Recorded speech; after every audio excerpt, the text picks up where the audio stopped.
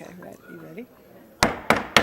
Welcome to the regularly scheduled meeting of the Community Development Committee for today, Community Development and Regulatory Services Committee for today, June 3rd. I've been joined by Council Members Warsami, Fry, and Quincy. Councilmember Reich will not be able to join us today. He is in a mediation. We have a relatively lengthy consent agenda, including item 10, which is grant regular license applications, and item number 11, which is granting a liquor license for the American Swedish Institute, item number 12, authorizing a reallocation of the ESG funds to St. Stephen's Services, item 13, moving forward with the Minnesota Home Ownership Centers program for foreclosure and home ownership counseling. Item 14, accepting grants from Hennepin County for job fairs. Items 15, 16, and 17, conditions on rental licenses.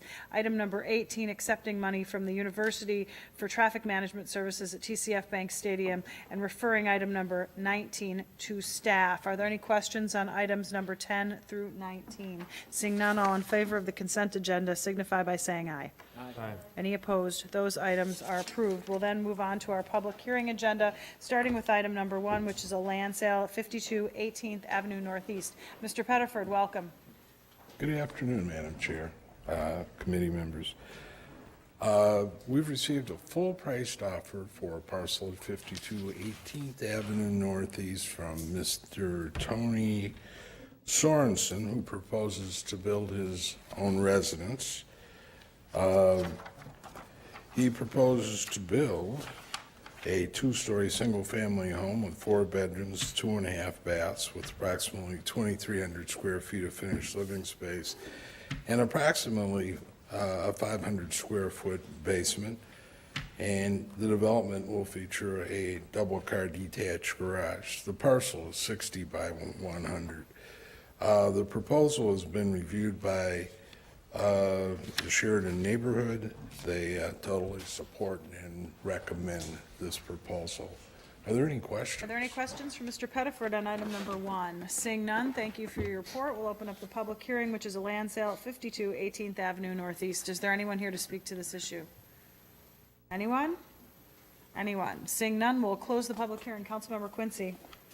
Thank you, Madam Chair. I'd like to move approval of this item. Approval of item number 1 has been moved. Further comments or questions? Seeing none, all in favor signify by saying aye. Aye. Any opposed? That item is approved. We'll move on to our 3 PACE items then, and I'll ask Ms. Shaw, do you want to give the reports all in a row, and then we'll open the public hearing and see if there's anyone here to speak to any of these issues? Yep, if that's okay, I'll just roll them all Let me just check together. with the clerk. Ms. Casper, is that acceptable? Okay, thank you. Ms. Shaw, welcome. Thank you. Good afternoon, Madam Chair, members of the committee. Before you is a request for approval of resolutions placing special assessments on 3 properties in association with the Minnesota's Property Assessed Clean Energy, or PACE program. The PACE program is a financing tool allowing for building upgrades that facilitate clean energy improvements to be repaid using a special assessment placed on the property for a set period of years. PACE Minnesota was implemented with a $10 million taxable revenue bond issued by the St. Paul Port Authority. Through a joint powers agreement with the City of Minneapolis, the Port Authority is authorized to administer the PACE program on behalf of the City of Minneapolis. Through that agreement and the city charter, city staff request a public hearing, request a waiver from the applicant, and authorize a resolution, then package the assessments for Hennepin County.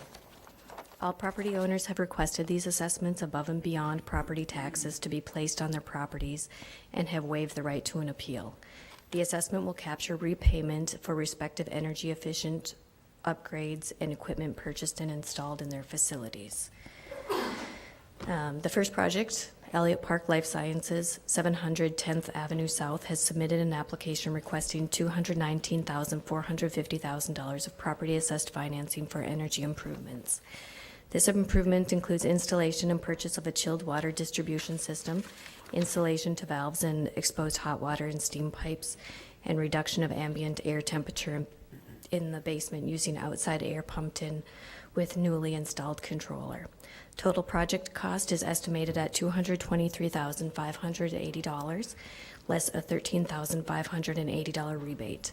The applicant has requested assessment to be paid in 10 payments over a period of 5 years starting in 2015. And we do have individuals here from that project today. Did you want to hold a public hearing now, or should I move on to the next one? Ms. Casper, is it acceptable to move on to the next one and have a public hearing on all three? Okay, Okay. we'll proceed that way. Okay. Miller Investments, located at 2726 Washington Avenue North, also known as Crankshaft, has submitted an application requesting $77,000 of property assessed financing for the installation of a solar array. The total project amount was $179,845, less of $59,850 rebate. The applicant has requested an allowable $56,425,000 assessment based on the overall property value. The assessment will be paid for in 18 payments over 9 years, starting in 2015.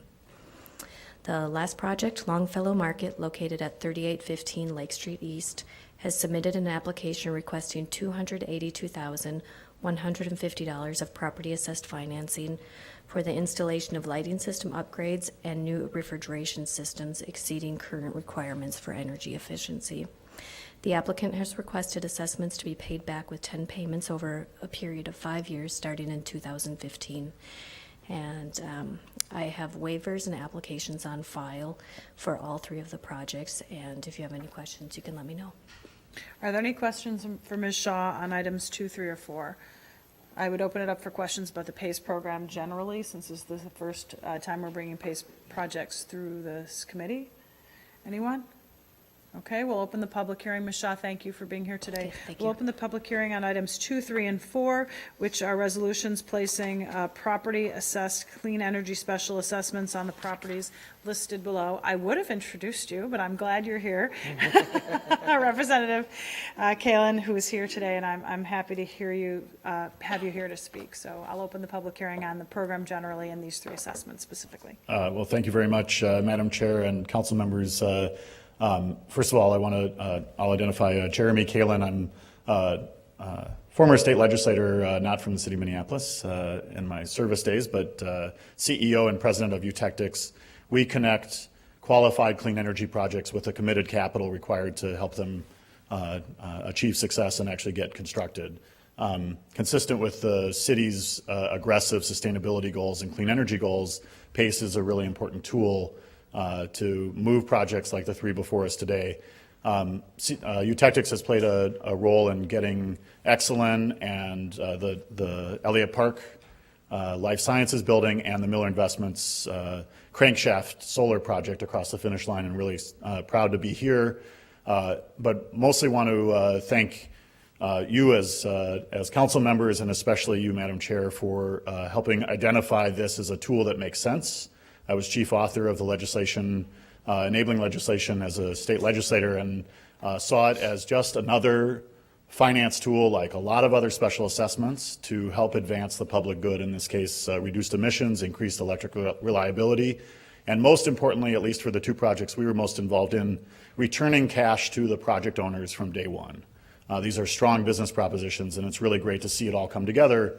At least one of them would not have happened but for PACE, and in the case of Exelon and Elliott Park Life Sciences building, Tim Mowbray, the CEO of Exelon, who's here, said from the very beginning, we are leaders in our field supporting groundbreaking research, and we would like to be leaders in the field supporting investments in our building. So just wanted to say thank you to the council, thank you to you, Madam Chair, and thanks to both Jay Miller from Miller Investments and Tim Mowbray for getting him across the finish line. And it is a landmark day for us. It's been, I think, 18 or 24 months from the initial conversation. So really appreciate staff, especially Ms. Shaw, working so diligently to thread the needles and get it done. Thank you. Thank you. Thanks for being here today, Representative Kalin. Is there anyone else here to speak to this issue? Any of the three PACE programs in front of us? Anyone? Anyone? Seeing none, I'm going to move approval and refer to Ways and Means for a technical review. Is that correct? Yes, I can guarantee it will. Okay. Are there further comments or questions? I just want to make a couple of points about this. I, first of all, want to thank our staff who were not super enthusiastic about this. Let's be real. We didn't really like this, they didn't really like this that much and wanted the Port Authority to step in, which did delay this quite a bit of time, but I think in the end, the outcome was really good, and partnering with St. Paul and the region to make this happen was something that was a way to get to yes. It might not have been our ideal way to get to yes. It might have taken longer than we would have liked, but I think we're here, and that is a complete positive. I want to thank Mr. Carpenter and the folks in the assessor's office and the finance office who have also cooperated. I wouldn't say also not super enthusiastic, but everyone's been very cooperative, and ultimately this is financing, not funding. It's not a subsidy in any way. The applicants will be paying every penny of this back, other than the energy savings that they are able to retain as a result of doing these projects. This is the kind of work we should be doing. I feel really strongly about it from a policy point of view, and I'm happy we're moving forward. So on the motion to approve with the referral to Ways and Means, all in favor signify by saying aye. Aye. Any opposed? That item is approved. Well then, and thank you for being here. We'll then move on to item number 5, which is an application for off-sale liquor, Class A license expansion of premise. Mr. Wilson. Thank you, Madam Chair. The Minnesota Sports Service LLC at Target Field is seeking a permanent expansion of the beverage alcohol licenses at Target Field. The newly constructed outdoor plaza will be adjacent to the ballpark on the north side and enclosed by the LRT station and platform. Permanent fencing and barricades will make that area compact and contiguous. Included in the area is an amphitheater, which will allow seating for up to 700. And on a lawn, additional seating in the outdoor area will be temporary and will vary according to the needs of each event. The total capacity of the new area will be set at 1,200. A public hearing is required for this expansion. 20 notices were mailed to all the property owners near that venue. We also notified the Downtown West Neighborhood Association, North Loop Neighborhood Association, Warehouse District Business Association. As a result of that notification, we received no responses for or against. This application meets our requirements, and staff is recommending approval. Are there any questions for Mr. Wilson on item number 5? Seeing none, we'll open the public hearing on item number 5, which is an expansion of premise for Target Field. Is there anyone here to speak to this issue? Anyone? Anyone? Seeing none, I'll close the public hearing. Councilmember Frye. I move we adopt the staff recommendation. Approval has been made. Further comments, questions? Seeing none, all in favor signify by saying aye. Aye. Any opposed? That item is approved. We'll move on to item number 6. Mr. Wilson. Thank you, Madam Chair. Smith Entertainment, Inc., doing business as the Nomad World Pub at 501 Cedar Avenue South, has applied for a permanent expansion of premises of an outdoor area. Although I'm saying permanent, this is a short-term expansion to accommodate a special event for the World Cup soccer event that will be held between June 10th and July 13th. The Nomad World Pub is requesting a permanent outdoor expansion of premises to include 427 Cedar Avenue, which is a city-owned vacant lot north of their establishment. A lease has been developed for this use. And this lease will sunset in 6 months. The applicant's business plan states the express purpose of this outdoor expansion is to present televised World Cup matches between Thursday, June 12th and Sunday, June 13th. They will also have a Pride picnic event there on Saturday, June 28th. The outdoor soccer matches will be shown on a very large 8x20 Jumbotron television. Occasionally, non-amplified Brazilian dancers and drummers will perform on a small stage before and after each game. There will be no amplified music throughout this event. The West Bank Business Association and the West Bank Community Coalition support this expansion. We did a public hearing notice for this application. Notices were mailed to all residents and property owners within 600 feet, and neighborhood associations and other business associations of note were given notice. We received 8 written responses, six written responses, I'm sorry. 4 were in support and 2 were opposed. And we've gotten 2 or 3 phone calls just prior to the meeting of residents opposed to the application. The opposition comes from the need to fence this site in will close a shortcut used by some neighborhood residents to get from the backside of this property up to Cedar Avenue. Staff has reviewed this application, and based upon this application, we are recommending approval. Are there questions for Mr. Wilson on item number 6? Seeing none, we will open the public hearing on item number 6, which is the expansion of premise for the World Cup Soccer. Is there anyone here to speak to this issue? Please step forward, state your name and address for the record. Yeah, my name's Brian Monroe. I work in the neighborhood. I used to live there. I don't anymore. But like from the towers, if you drew a straight line to the People's Clinic or to Fairview, that's like the shortest path. And if you're not familiar with it, you'd have to walk 2 blocks to get around the parking lot or 2 blocks to get around Nomad and the other parking lot.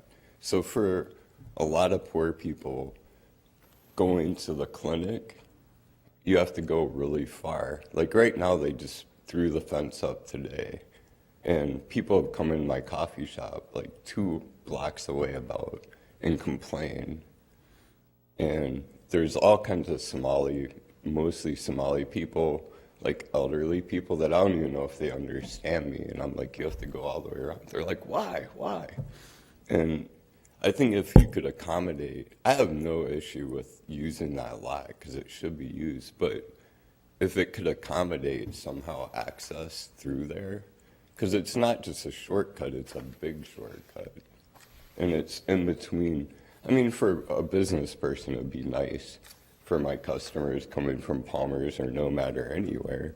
But for people, like especially elderly people or differently abled people getting to the clinic, it's like quite a ways farther. And that's my only issue, but I realize you couldn't enclose it necessarily, so I don't know how you could accommodate, but it seems like accommodating people would be public land, the people, not a private business, and accessibility.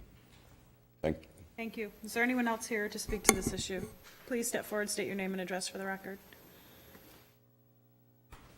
Hi, my name is Jamie Schumacher. I'm with the West Bank Business Association. We're also in the neighborhood, and I just want to comment on what Brian's saying. It seems like a lot of the problem is the fence that was installed, and there's a pathway that's in between where the lot is and where the Nomad is. So I just wanted to say that if there could be additional signage put up or something like that, but it's hard to restrict this event to get the premises next to the Nomad without having a go-around. So while I think that the fence should be installed as well as the sidewalk and also the property use, this is a temporary event that's going to be for a month, so maybe there's something that could be done with temporary signage that wouldn't hold up the event, and then we could deal with it, because I know there's other issues that come about with the fence that aren't even related to this event, so that should definitely be resolved too, but maybe not hold up the event for the fence. Thank you. Is there anyone else here to speak to this issue? Anyone? Anyone? Seeing none, I'll close the public hearing. Councilmember Warsame. Madam Chair, thank you. I move approval of the staff recommendation. The staff recommendation has been moved for approval. I'll note, Mr.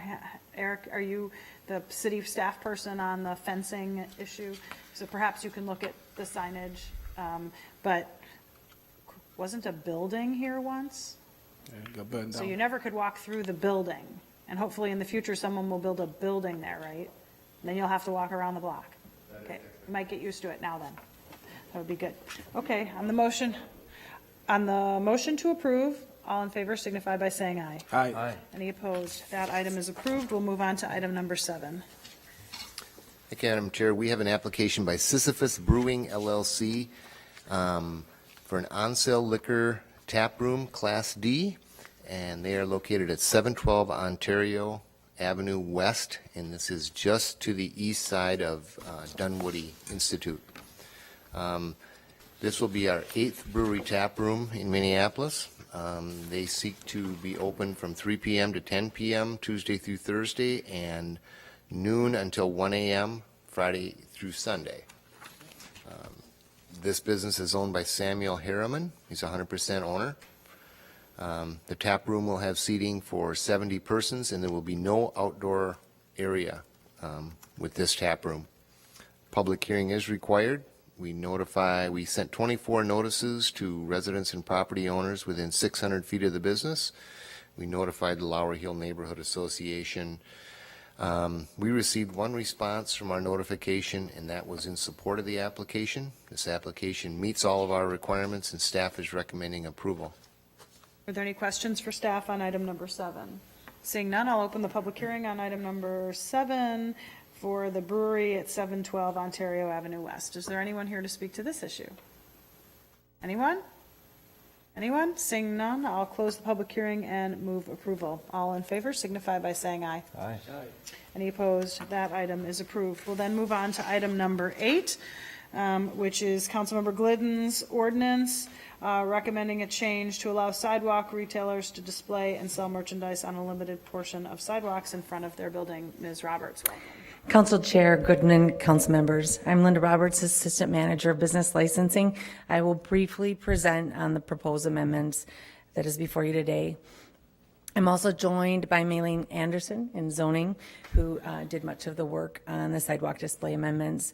If approved, the amendments will allow street front merchandise display that would create more active, lively public pedestrian spaces that will create added sales and marketing opportunities for Minneapolis businesses, and it levels the playing field for allowing all business types to display merchandise on sidewalks. Here is an example of this activity.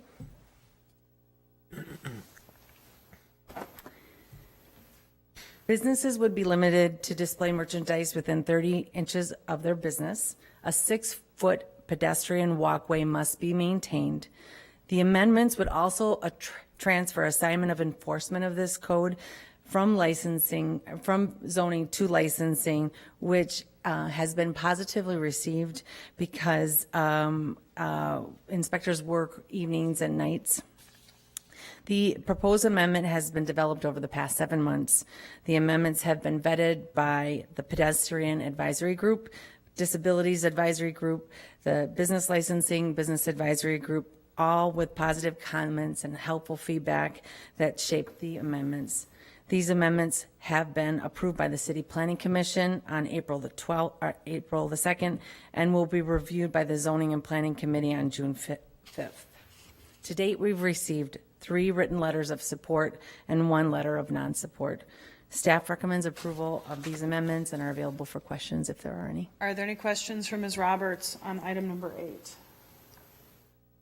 Looks like there's not. Thank you for your report. Seeing none, I'll open the public hearing on item number 8, which is amending our ordinances to allow retailers to display and sell merchandise on a limited portion of the sidewalk directly in front of their business. Is there anyone here to speak to this issue?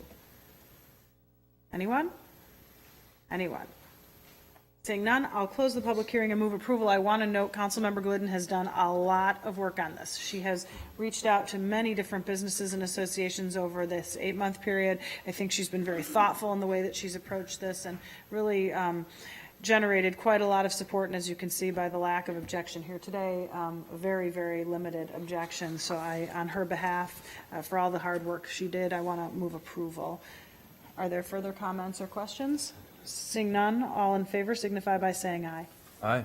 Any opposed? That item is approved. We'll now move on to our one quasi-judicial public hearing. Councilmember Fry. There's one item for quasi-judicial hearing today, which is item number 9. It's the revocation of the tobacco and confectionery licenses for Cedar Tobacco, Inc., located at 425 Cedar Avenue, Minneapolis.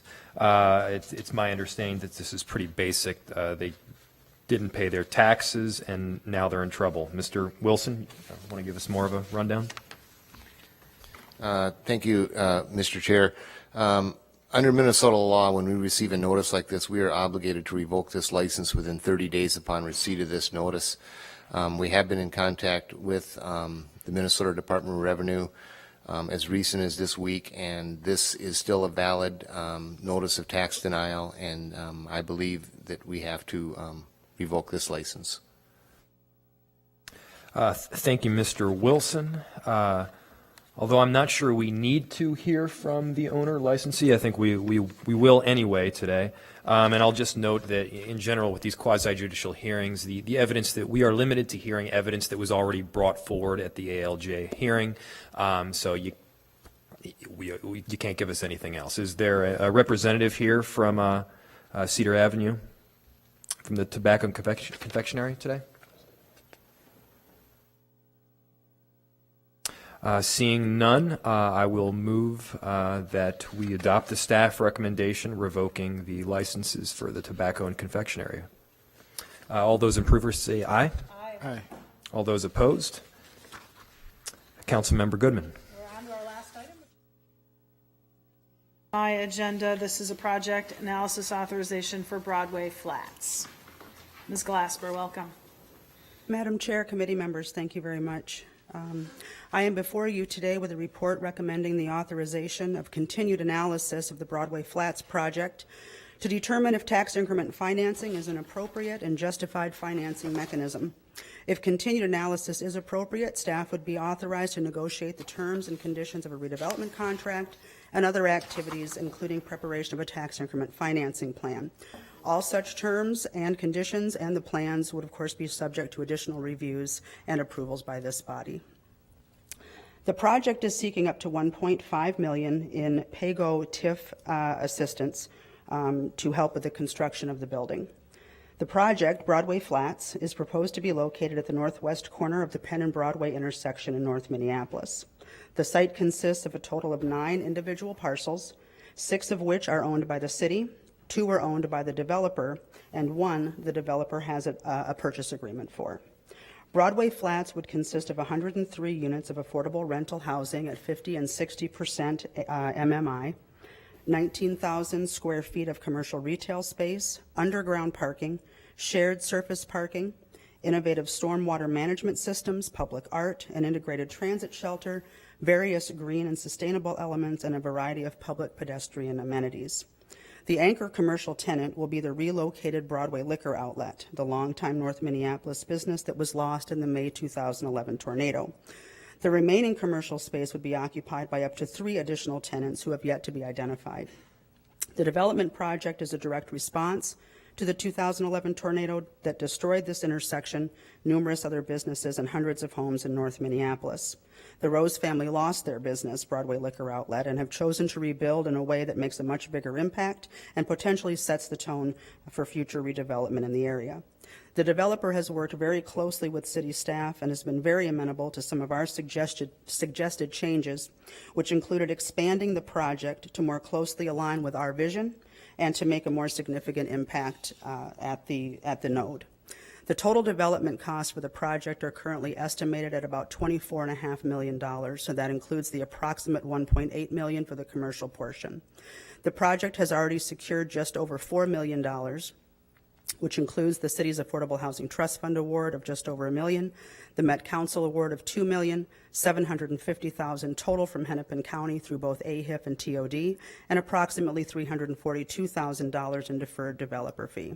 The developer is also seeking housing revenue entitlement bonds of about $13 million, $11 million of which would be credit enhanced with a HUD 221 D4 loan guarantee, and the remainder would be secured by this TIF note and a HUD 221 D4 loan guarantee. The developer has further made application to Met Council for additional funds, Minnesota Housing, and DEED for additional project financing, and we expect to know the outcome of those applications later this year. I'm happy to take any questions. The representatives for the developer are here, along with my colleague, Matthew Hendricks. Are there any questions for Ms. Glasper? Mr. Min, did you have anything you wanted to add? This is a pretty big TIF note for us. It's a big gap. Can you explain it?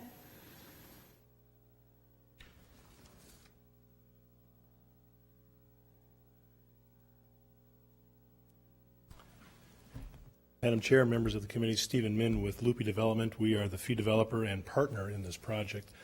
Madam Chair, it's a $24.5 million project. We have secured almost $8.5 million of private equity from our investor partner, plus just over $8.5 million of the HUD private financing. So as a percentage of project construction, we're less than $160,000 a unit, which is phenomenally strong in terms of construction costs. So our project data worksheet calls your project at 220,000 per unit. Well, you're But rolling why- the finance, yeah, you're rolling the finance costs in, and those do make the project dollar amounts look much bigger per unit. Our analysis is based on the 20 to 25% leverage that we're asking the city to help facilitate. 75% private leverage is generally considered to be a very strong private leverage angle for a project, and that's what we're bringing to the table. We have, between the grant equity and the private investor equity and the debt-supported note, we're almost at 75% private supported equity. Well, through debt. I mean, so the project's going to generate, like a house would, it's going to generate income that pays off debt. I'm wondering Well, we why the certainly hope so. project cost is so high then. Why are you saying 160 something and this is 220? Because we're comparing apples to apples. Mr. Butler, can you explain how they would say it would be 160 something and this would be at 220? Is the commercial included? Yes. No, I mean, is the commercial included in the total cost per Yes. unit to develop? Yes. Why? And that's, we're building 19,000 square feet of commercial space, Madam Chair, and that is not financed in the TIF package. In other words, we're capturing the TIF, but we're not using either the HUD funds or the Affordable Housing Trust Fund monies or any of the grant funds or the HUD funds for the commercial part. That is privately financed separately. We're bringing $1.8 million of equity from the commercial financing from a bank to the closing. And so that does artificially look at the total project cost, break that out, just look at the housing, and that's where I get to the lower number. Okay, Mr. Butler, are we normally adding a commercial portion to the, I mean, this is an affordable project, 100%. So why would we be adding the commercial to the total per unit cost? Because we compare these project to project, and this would be high for a project that Lupe has done, I would say. It's a high number. We aren't happy with anything over 200,000. I was kind of willing to overlook it because it was on West Broadway and a victim of the tornado, and you have a long family-owned business in this location, and it's been a vision for 3 years. But we really ought not be counting the commercial in the per unit cost. And usually we do not. Our calculation, though, it does calculate just off the raw TDC, with total development cost.